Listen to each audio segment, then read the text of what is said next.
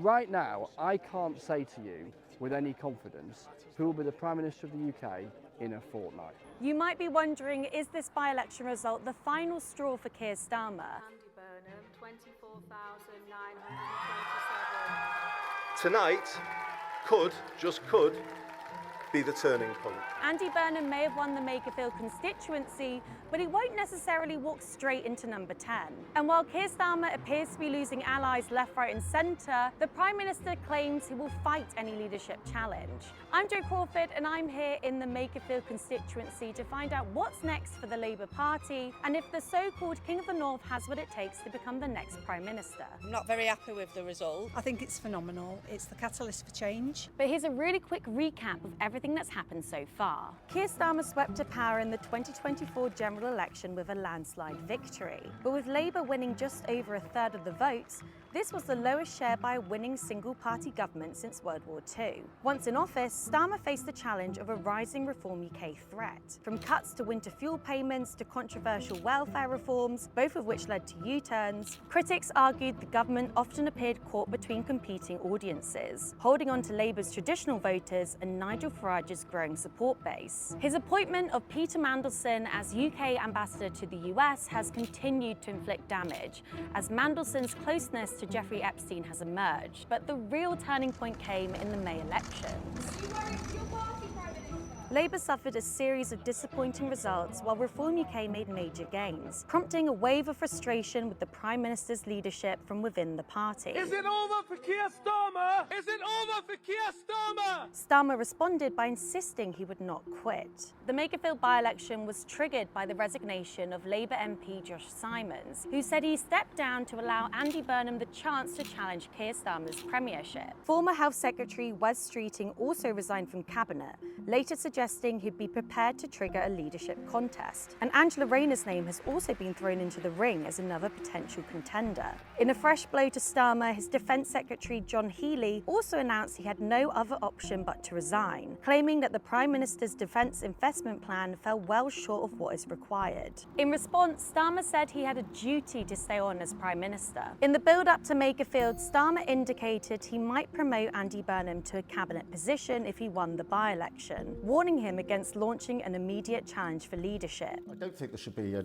challenge because I think that is a bad thing for the country. If there is a challenge, I intend to fight. But now Andy Burnham has won the Makerfield constituency, securing nearly 25,000 votes, beating Reform UK's Robert Kenyon by more than 9,000 votes. So what do locals here think of the result? I'm not very happy with the result. Andy Burnham hasn't done a lot for round here. I think it's phenomenal. I think it's the catalyst for change. Well, it wasn't what I wanted initially. I voted Reform, but I'm a big believer in democracy, so Andy Burnham won, so fair enough. Great result. I was really worried. I thought it was going to be really close, but in the end, the people of Makerfield came through. Would you like to see Andy Burnham as the next Prime Minister? No, I wouldn't be happy with that because he's not for us, he's all for himself. Even from the very beginning, Andy Burnham's always been for himself. But would you prefer him over Keir Starmer or not? No.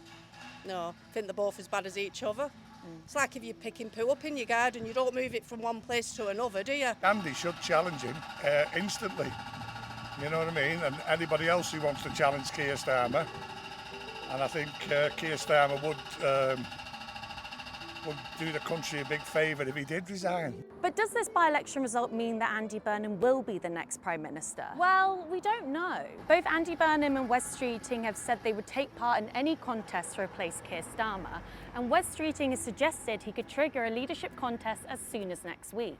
But in order to do so, any contender would need the support of at least 81 Labour MPs. This now is the change moment. We have an opportunity to turn the tide, to make the country feel like it's working again.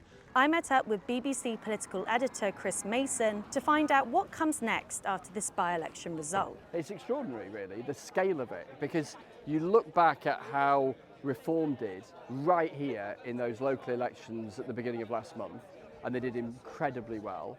And then you look at how Andy Burnham has done, and he's done incredibly well. So he can make an argument, and he is making an argument to the Labour Party, because that's who he's talking to now, which effectively amounts to, look, our big threat as a Labour Party is the threat from Reform UK, and Keir Starmer lost to Reform UK and I can beat them. That was his argument here, and he's going to take that to Westminster. The twist is, back in those local elections, what were Reform campaigning on? They were saying vote Reform to get rid of Keir Starmer.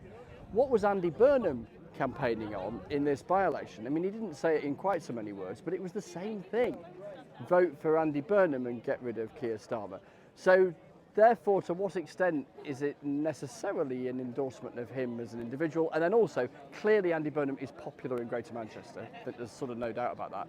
But how popular can he be beyond Greater Manchester? That's a big open question. Starmer said that he will fight any sort of leadership challenge. So how do you think this is going to play out? So I've spoken to Keir Starmer twice in the last week, and he has said both times, and he said again today, that he would stand in any contest. He's tried to put the bar as high as possible to his potential successors, Andy Burnham being one of them, to sort of, throw big obstacles in their way from standing. What does he actually choose to do? I mean, speaking to Andy Burnham's allies at this event today, they've been saying to us publicly that they want the Prime Minister to think long and hard over the weekend. That means they want him to resign. And they don't think a contest would be a good idea. They want Andy Burnham to become Prime Minister pretty quickly. I mean, maybe within the next week even, or some would argue maybe by the autumn, but have some sort of managed process. Do others decide that they want to stand? Does the former Health Secretary Wes Streeting say he wants to stand? He says he does. But could he beat Andy Burnham with the Labour Party membership and Labour MPs?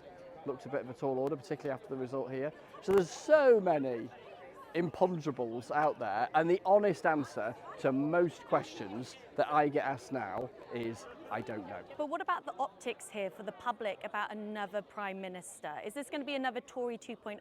I've been the BBC's political editor for 4 years.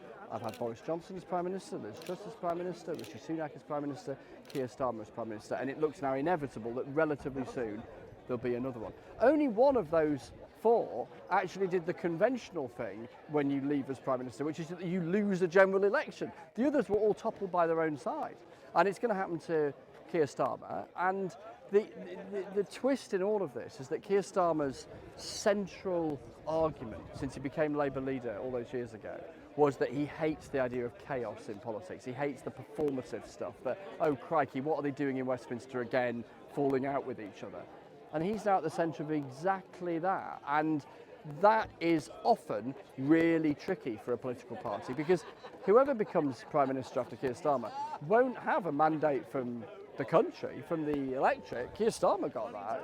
Andy Burnham wouldn't have that. Wes Streeting wouldn't have that. And that's tricky for a new party leader. But I think Labour seem to be rapidly getting to the place that they'd rather twist than stick. Do you think this could play into the hands of Reform UK? But then on the other hand, we just had Burnham win Makerfield by a significant margin over Reform UK too. So I think Reform UK, as and when there's a change of Prime Minister, will say, look, we always told you that Labour and the Conservatives were just the same, and there's the proof. Conservatives change leaders every 45 minutes, and Labour are doing exactly the same. So I think that'll be an argument you hear from Reform. But from Reform's perspective, you know, there was 3 by-elections this week, not just the one here in Makerfield, but Aberdeen South and then Arbroath and Brorsey Ferry, 2 Scottish seats. And if you look at the winners, Labour Party won a seat, the Conservative Party won a seat, the Scottish National Party won a seat. Reform UK didn't. And a seat like this one is the kind of seat they ought to be winning if they're going to win a general election. That said, Labour aren't going to find 650 Andy Burnhams to stand in loads of different seats, the 650 seats in Parliament, and they wouldn't be able to deploy as many activists in every seat in an election where all the seats are being contested on the same day, i.e. a general election, as you can in a by-election. So, you know, let's see. But a party like Reform that is an insurgency and has proven that it can win and it can scare the life out of the Labour Party and the Conservative Party has to kind of demonstrate continuing momentum if they're going to do the extraordinary thing of going from being a very small party to winning a general election in 5 years. And that means carrying on winning. And actually, in these 3 races, 3 losses. And finally, if there is a new Prime Minister, can we expect a snap election? Again, a really good question, to which the honest answer is I don't know. So often, when parties in government take on a new leader and the new leader becomes Prime Minister, often, but not always, they get a bit of a bounce in the opinion polls. People think, oh, this is a novelty, and maybe they prefer the new person to the previous person. And then the new Prime Minister has a dilemma. So you finally got, Gordon Brown had this dilemma the best part of 20 years ago. You finally achieved your lifetime ambition. You're living in Downing Street. You are the Prime Minister. But people are saying, well, we didn't vote for you. You don't have a mandate. You can't really do much that's different from what was in Labour's manifesto because that's what won them the election. Should you have a general election? Do you roll the dice at that point?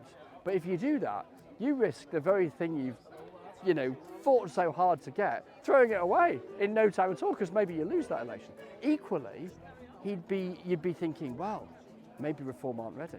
Look at that bounce, if there is, bounce in the opinion polls. Now, Andy Burnham's team, I think, have been seeking to reassure Labour MPs that they are not tempted to call a snap election. Why would Labour MPs need reassuring about that? Well, there's an awful lot of them, and the chances are whatever happens at the next general election, there will be fewer of them. In other words, some of them would lose their jobs. But it'll be we're a few steps ahead of where we are right now, but that is always a dilemma for a new incoming Prime Minister between general elections if they have a spike in popularity. So let's see. Again, like so many of the questions at the moment, we simply don't know the answer.